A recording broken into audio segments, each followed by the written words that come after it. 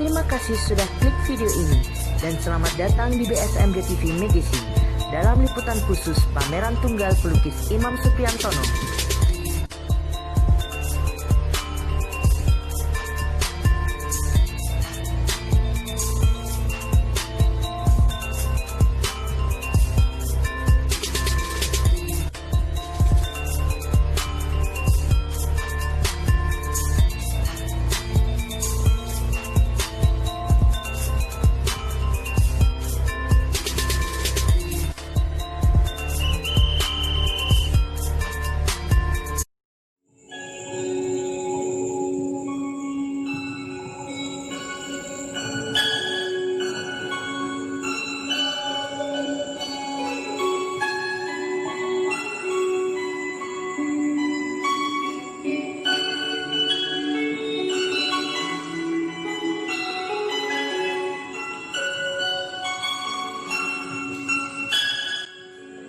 Imam Supriantono, bapak 4 orang anak yang akrab dipanggil Imam Dalang ini, adalah salah satu pegawai di PT Delta Tbk Jakarta. Seorang pegawai yang juga bergelut di bidang seni ini menyukai melukis sejak di bangku SD. Pelukis otodidak yang mulai melukis sebelum bisa menulis ini termotivasi oleh Pak Tinosidin dan terus mengembangkan hobinya. Di masa SMA dan kuliah, Imam Dalang berusaha menambah uang sakunya dengan melukis apa saja, di antaranya melukis kartu lebaran, melukis kandang burung, melukis keramik, dan lain-lain sesuai dengan pesanan.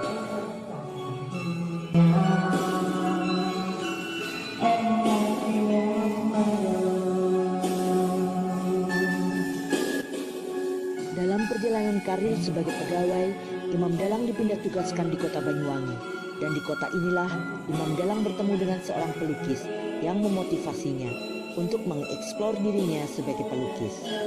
Dengan dorongan kuat dari Bapak Abdul Aziz inilah Imam Dalang memberanikan diri untuk menyebut dirinya sebagai pelukis.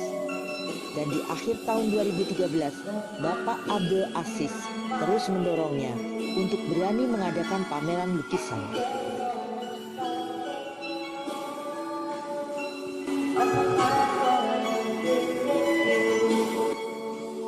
Maka mulailah Imam Dalang memantapkan dirinya menjadi pelukis dengan membuat lukisan bertema keindahan alam Indonesia, karena seorang Imam Dalang ingin memperkenalkan tanah air Indonesia yang indah ini pada dunia. Imam Dalang melukis dengan metode palet dan cat yang dia bikin sendiri secara otodidak.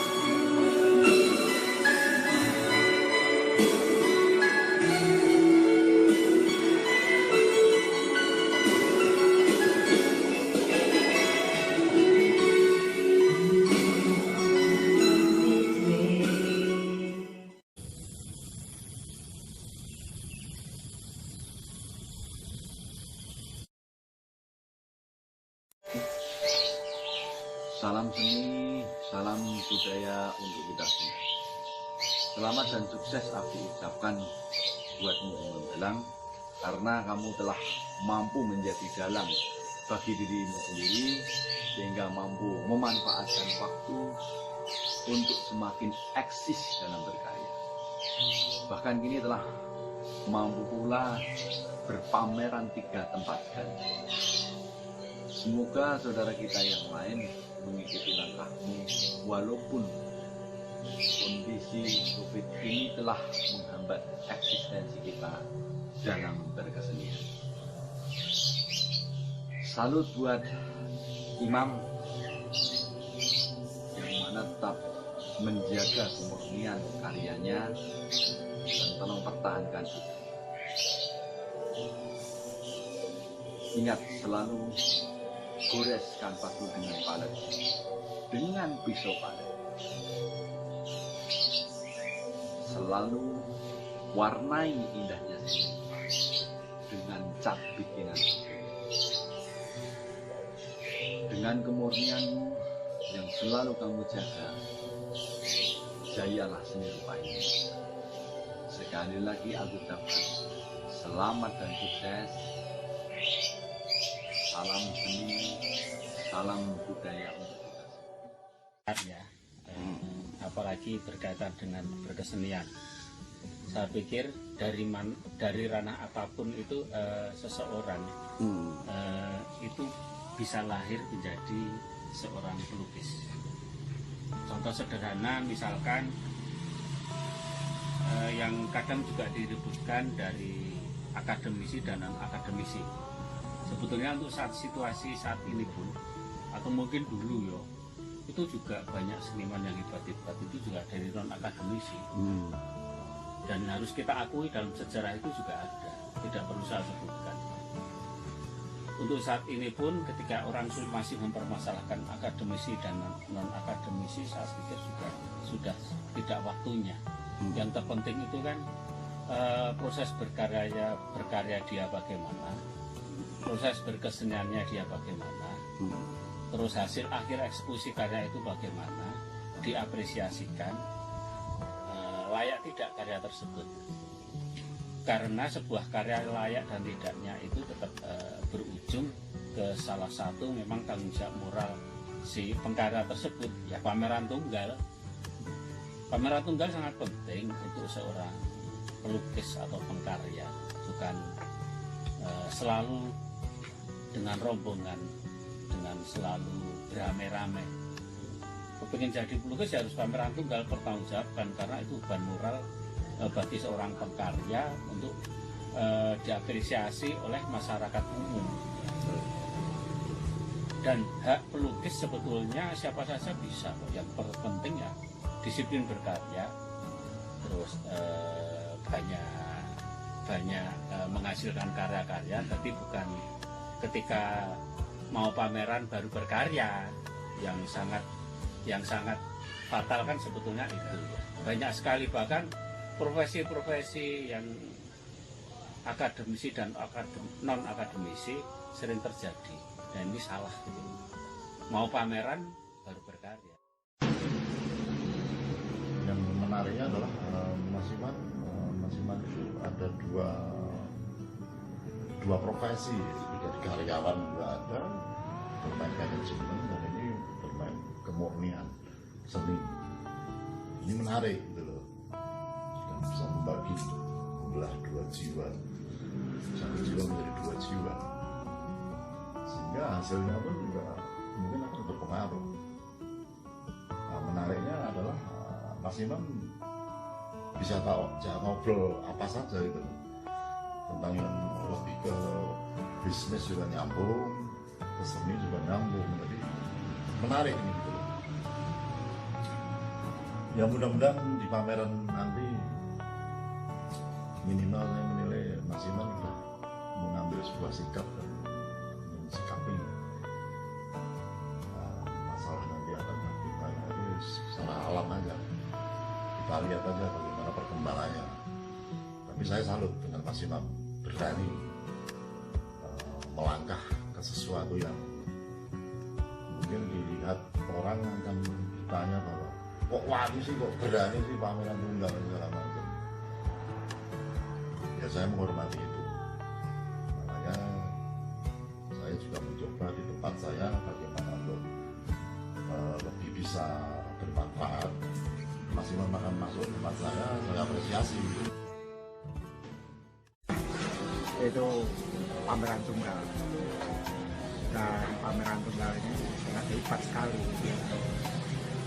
Dia punya ide yang cemerlang buat tempat lokasi 3 tempat lah cabang di Royal House Royal House, tempatnya siapa itu?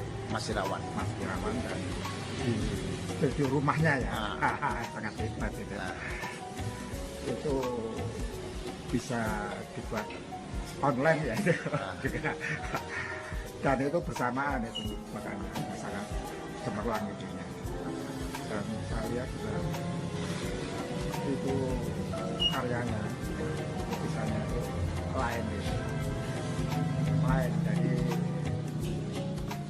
itu kebalannya, pokoknya itu kan memang layak ya buat kita pameran tunggal itu ya sudah layak. Dan saya salut itu. Walaupun dia lepas dari akademis ya, tapi dia punya ciri khas sendiri itu, terutama masalah paletnya itu, ketebalannya sangat besar.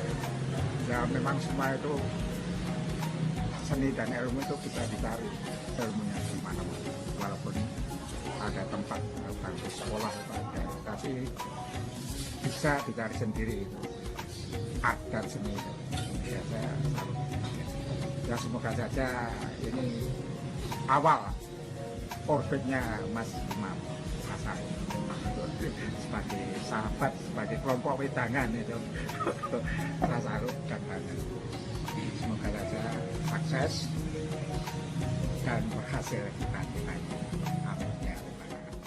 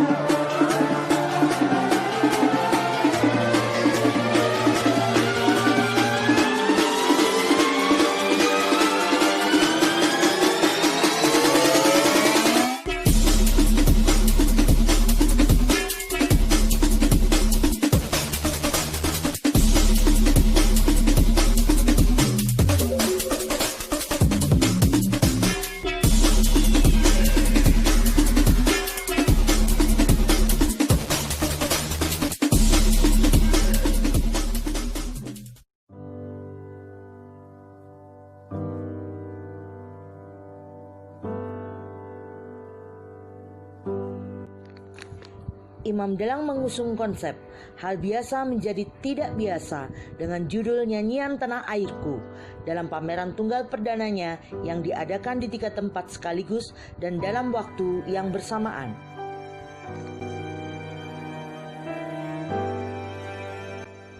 Banyak hal luar biasa dalam pameran yang diadakan ini, di mana Imam Dalang tidak menghendaki pengunjung berkunjung dalam pamerannya karena situasi pandemi saat ini. Tetapi Imam Dalang lebih memilih berkunjung kepada semua orang secara virtual lewat HP dalam genggamannya masing-masing. Happening art yang terjadi terus-menerus di masing-masing tempat pameran sepanjang pameran berlangsung juga merupakan konsep yang luar biasa yang digagas oleh Imam Dalang. Lintas seni terjadi untuk saling merespon adalah hal yang menarik untuk disaksikan.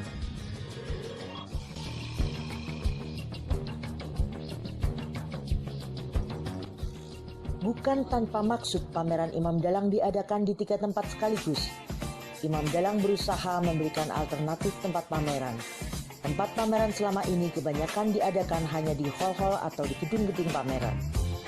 Imam Dalang berusaha mengajak para pelukis untuk terus berkarya dalam situasi dan kondisi apapun dan mempertanggungjawabkan karya-karyanya kepada masyarakat luas dengan pameran lukisan tunggal. Tembi dipilih sebagai tempat pameran mewakili konsep gedung. Royal House dipilih sebagai tempat pameran mewakili konsep rumah. Dan Pondok Seni Cetok dipilih sebagai tempat pameran mewakili konsep toko. Dengan 3 alternatif tempat pameran tersebut, Imam Dalang berharap para pengkarya lukis dapat mengadakan pertanggungjawaban karya-karyanya kepada masyarakat dengan biaya jauh lebih murah.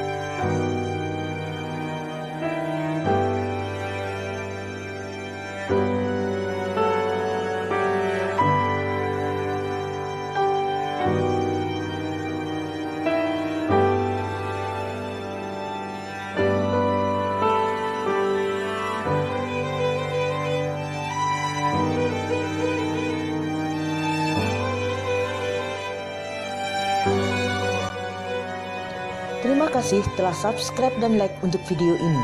Ikuti terus rangkaian acara virtual pameran lukisan Imam Dalang di Tembi Rumah Budaya, Royal House, dan Pondok Cetok.